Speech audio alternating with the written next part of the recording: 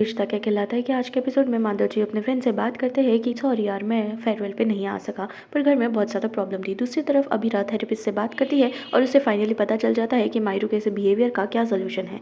दूसरी तरफ जो उसकी फ्रेंड है माधव जी की, वो उसे बताती है कि यार तेरे घर में इतना कुछ हो गया, तूने मुझे बताना भी ज़रूरी नहीं समझा। हम लोग खाकी वर्दी पहनते, तुझे याद है ना, हम तो उन गुंडों को अच्छे से मार मार भगाए रहते, आखिर तूने मुझे बताना तो था। उसी वक्त अरमान जो है वो भी आ जाता है वहाँ पर और माधव जी कर सुन लेता है, जहाँ पर माधव जी कहते हैं कि वैसे भी मुझे पता है कि तुम लोग मेरा बहुत इंतज़ार किए, सॉरी मैं नहीं आ पाया फेयरवेल में, पर वैसे भी मैं रिटायर हुआ हूँ अपने जॉब से, पर मैं एज अ फादर तो अभी भी हूँ ना, और जीत के बाद अरमान ही मेरे लिए सब कुछ है। तुझे क्या लगता है वो गुंडों से मैं अकेले नहीं लड़ सकता था? लड़ सकता था, पर मेरे परिवार को ऐसे मायूस में नहीं देख सकता था और इतना फाइटिंग करते हुए स्ट्रीट में नहीं देख सकता था। जिसे सुनने के बाद अरमान जो है उनके रूम में गोली रख के वहाँ से निकल जाता है। दूसरी तरफ विद्या फ़ोन पे बात कर रही होती है मनीषा से, जहाँ मनीषा पैनिक कर जाती है कि घर में ये सब हालत है, इसकी वजह से आपने मुझे बताया नहीं। जहाँ पर विद्या कहती है कि तू तेरी मम्मी का ध्यान रख, इसलिए मैंने तुझे नहीं बताया, तो टेंशन में आ जाती ना। वैसे भी यहाँ पर सब ठीक है और किसी को थैंक गॉड किसी को कोई चोट नहीं लगी, और वैसे भी सब अब एक दूसरे का यहाँ पर ध्यान रख रहे हैं, तो तुझे टेंशन लेने की ज़रूरत नहीं। ये सारी बातें भी अबीरा सुन लेती है।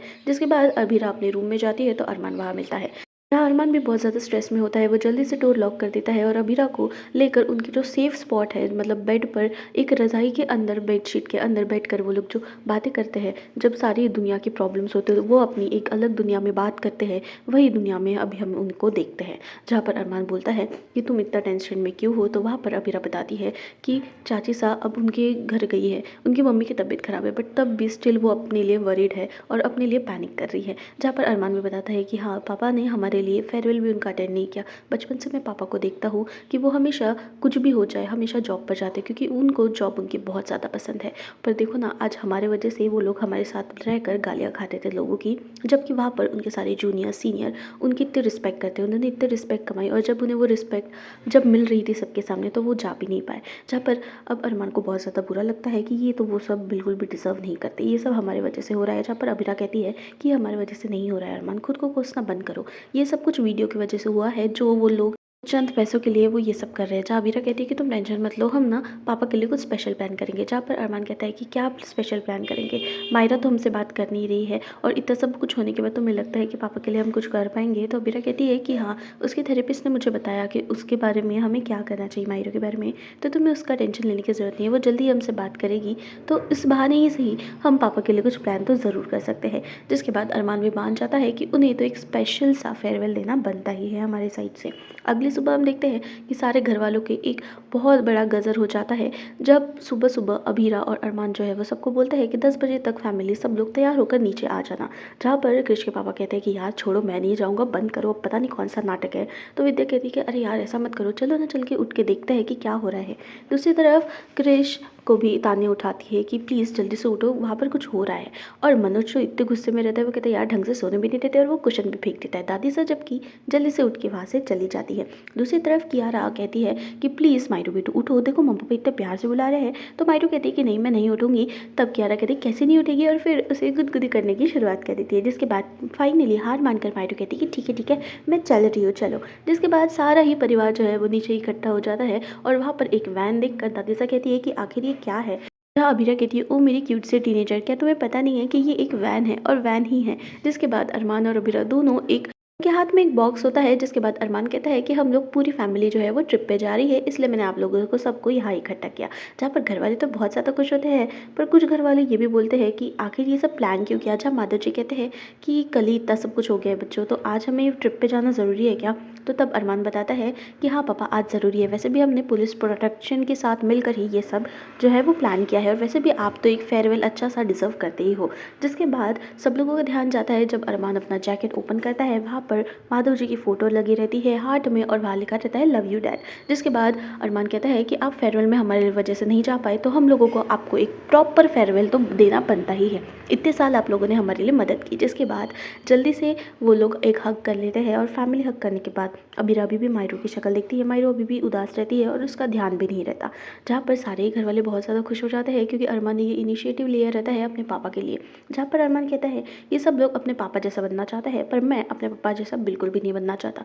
जिसे सुनकर सारे घर वाले बहुत शौक हो जाते हैं, पर फिर अरमान बताता है क्योंकि मेरे पापा द बेस्ट है और उनके जैसा कोई नहीं हो सकता। के बाद माधव जी की भी आंखों में पानी आ जाता है।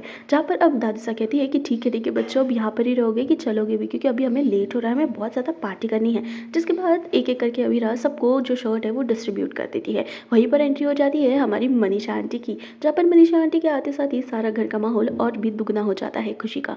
जहाँ पर सब लोग बहुत ज़्यादा शौक होकर कहते हैं कि देखा ये होता है असली सरप्राइज। जहाँ पर मनोज जी कहते हैं कि यार मेरी सिंगल लाइफ है बेस्ट, ये फिल्म आ गई फालतू का, अब मुझे घुट घुट के जीना पड़ेगा। जहाँ पर मनीषा कहती है कि मनोज तुम फिर से क्यों चालू हो गए। जहाँ पर मनोज उसे प्यार से चिढ़ाता है और उनका रोमांटिक वाला लाइफ फिर से शुरू हो जाता है।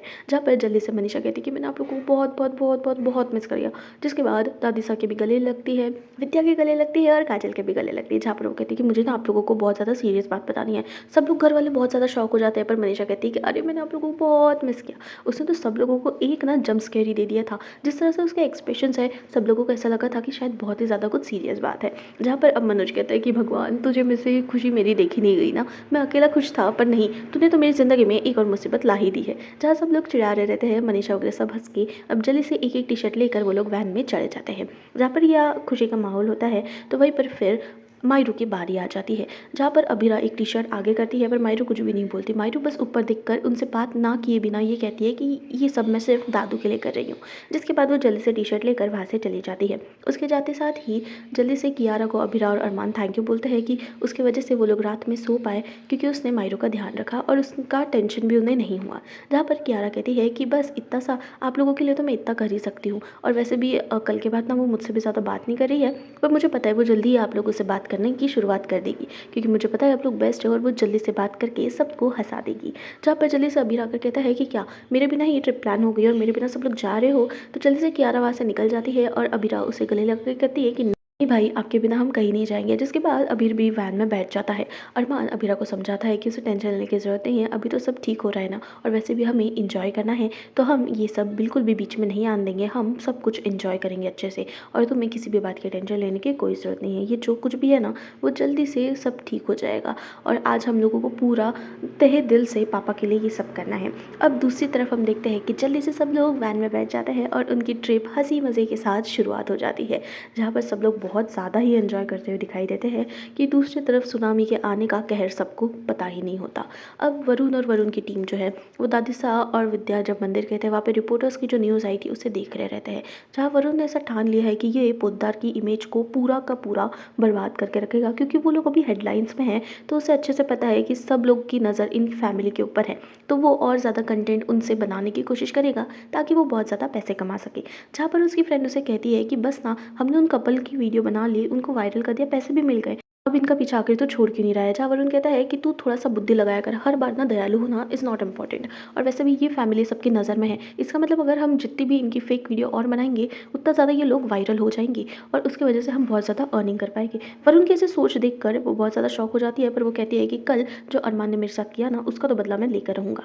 जहाँ पर वो ये भी कहता है कि मुझे तान्या एज ए इन्वेस्टर ही वापस चाहिए। जहाँ पर उसके फ्रेंड्स पूछते हैं क्यों, तो वो जवाब देता है क्योंकि उसने दुगना पैसा लगाया था और हमसे ज़्यादा वो बात भी नहीं करती थी, ना हमें परेशान करती थी।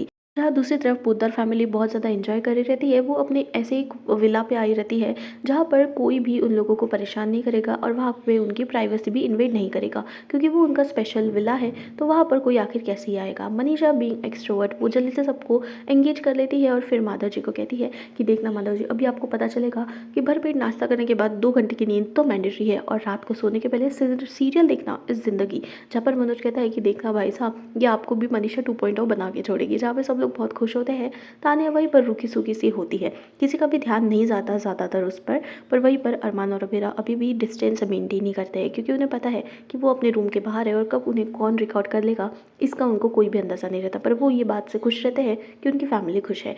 दूसरी तरफ अरुण बताता है जल्दी से कि सारे जितने भी सोशल मीडिया अकाउंट्स है इस फैमिली के, सबको ट्रैक करो। उसकी फ्रेंड उसे बहुत रोकने की कोशिश करती है, पर वो कहता है कि नहीं, हमारे पास यही एक अच्छा मौका है हमें पैसा कमाने का, तो प्लीज़ तू तेरा ज्ञान ना तेरे पास ही रख और मुझे पैसे कमाने दे, क्योंकि अभी हमें नए इन्वेस्टर्स चाहिए, क्योंकि हमारी इन्वेस्टर जो तान्या थी वो जा चुकी है, और अभी हमें इन्वेस्टर्स के लिए बहुत ज़्यादा मेहनत करनी पड़ेगी। जहाँ पर उसके फ्रेंड्स बोलते हैं कि तान्या ही कोई दूसरे भी ले लेते हैं ना, पर वो कहता है कि नहीं नहीं, हमें तान्या ही चाहिए।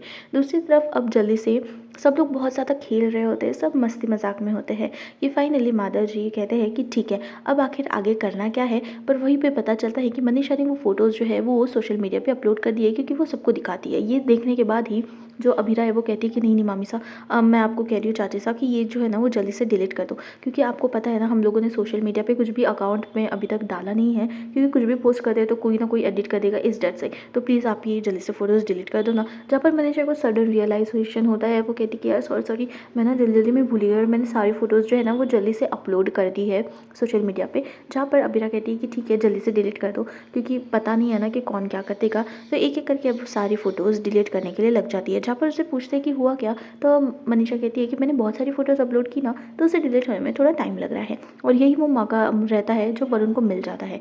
वरुण ने वो विला का जो नेम है वो देख लिया रहता है, और वो कहता है कि हाँ, पोद्दार फैमिली में आ रहा हूँ तुम्हारे वीडियोस एडिट करने के लिए, तो तैयार रहना। दूसरी तरफ ये माहौल देखकर जल्दी से मनीषा कहती है कि हाँ, फ़ोटोज़ डिलीट हो गई, और दादी सब बीच में आकर कहती है कि ठीक है, अब क्या हम यहाँ पर ही खड़े रहेंगे, बताओ अब आगे क्या करना है। तो वहाँ पर अरमान और रबीरा फाइनली नेक्स्ट स्टेप लेकर कहते हैं कि ठीक है, अब मुझे बताओ कि डेकोरेशन कौन करेगा, और डेकोरेशन के साथ खाने का कौन करेगा। जैसे ही अभीरा ये सब पूछती है तो उसे पता चलता है, दादी सा कहती है कि मैं और मनोज जो है वो डेकोरेशन का सारा सामान देख लेंगे। जहाँ पर दादी सा को अब सैल्यूट देते हुए मनोज कहता है कि यस, हम लोग ये सब मैनेज कर लेंगे। जहाँ पर खाने की बात आती है तो काजल और विद्या दोनों ही हाथ ऊपर कर देती है एक साथ। जहाँ पर अबीरा कहती है कि ठीक है, आप दोनों ये सब कर लेना। अब बाकी काम जो है वो कियारा जल्दी से कहती है कि मैं भाभी सा को लेकर तानिया भाभी के साथ कर लूँगी। जहाँ पर अबीर बहुत ज़्यादा शौक हो जाता है। अब सारे घर के लोगों को काम मिल चुका रहता है, सब लोग डिस्ट्रीब्यूट हो जाते हैं।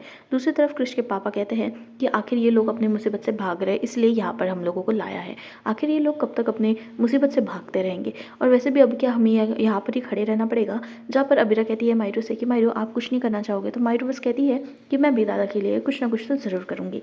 जिसके बाद अब बहुत ज़्यादा वो लोग टेंस हो जाते हैं, क्योंकि कृष के फादर फाइनली कहते हैं कि अब क्या हमें क्या यहाँ पर गर्मी में मरना पड़ेगा क्या, जल्दी से हमें अंदर जाना है। जिसके बाद सब लोगों का मूड थोड़ा सा अलग हो जाता है, पर जल्दी से कोई ज़्यादा ध्यान नहीं देता उस बात पर, और सब लोग अंदर चले जाते हैं। जहाँ पर अब बीरा को ऐसा लगता है कि तानिया बहुत ज़्यादा टेंशन में है, तो वो सोचती है कि क्या उसे बात करनी चाहिए, पर उसे फिर तानिया की बात याद आती है कि कैसे उसने कहा था दुश्मनी हमेशा रहेगी। और वो सोचती है कि वैसे भी तानिया तुझे थोड़ी बताने वाली है, जो भी होगा वो खुद ही हैंडल करके तुझे वैसे भी नहीं बताने वाली।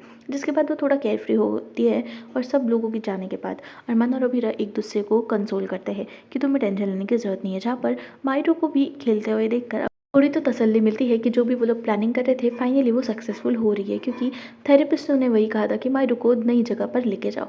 जहाँ पर सब लोग बहुत ज़्यादा खुश ही दिखाई देते हैं, और जल्दी से जो शाम में वो लोग प्रिपेयर करने वाले रहते हैं की तैयारी भी ज़ोर शोर से हो रही रहती है। जहाँ पर सभी लोग इतने ज़्यादा एक्साइटेड होते हैं कि वहीं पर मायरू की एंट्री हो जाती है, और वो अपने कुछ कलर पेंट्स के साथ नीचे गिर जाती है। जिसे देखकर दोनों ही अबीरा और अरमान बहुत ज़्यादा पैनिक कर जाते हैं, और जल्दी से मायरू को चेक करने की कोशिश करते हैं कि मायरू बेटा आपको कुछ हुआ तो नहीं, रुको आपकी नीज चेक करती हूँ, आपकी आपकी मैं हाथ चेक करती हूँ, एल्बोज वगैरह कहीं पे लगा तो नहीं है ना, आप मुझे बता सकते हो। और मायरू के मुँह से जो निकलता है उसके बाद अरमान और अबीरा शॉक हो जाते हैं, क्योंकि मायरू कहती है कि उसने ये सब जानबूझ के बिल्कुल नहीं किया, ये सारे जो कलर्स है वो अनजाने में गिर गए। जहाँ पर अबीरा कहती है कि हमें पता है बेटू, और आपको कुछ चाहिए क्या, पानी भी आपने नहीं पिया, मैं ला के देती हूँ। पर बिना कुछ कहे ही मायरू वहाँ से निकल जाती है, क्योंकि अबीरा ने कहा रहता है वहाँ पे गुआवा का जूस रखा है, मैं ला के दूँ। मायरू खुद ही जाकर वो पी लेती है। जिसके बाद अरमान कहता है कि अबीरा हमें उसे टाइम देना चाहिए। तो मेरे थेरेपिस्ट ने कहा ना कि बच्चों को इमोशन सॉर्ट करने के लिए टाइम लगता है, इसलिए वो ये नहीं सोच पा रही है कि उसे कौन सा इमोशन फील करना चाहिए, शायद इसीलिए हमसे बात नहीं कर रही है, थोड़ा टाइम रुक जाओ। जहाँ पर अबीरा कहती है कि हाँ, इस बात से तो तसल्ली हुई कि कम से कम वो हमें इग्नोर तो नहीं कर रही। तो दोस्तों आपको ये एपिसोड कैसा लगा, अच्छा लगा होगा तो सब्सक्राइब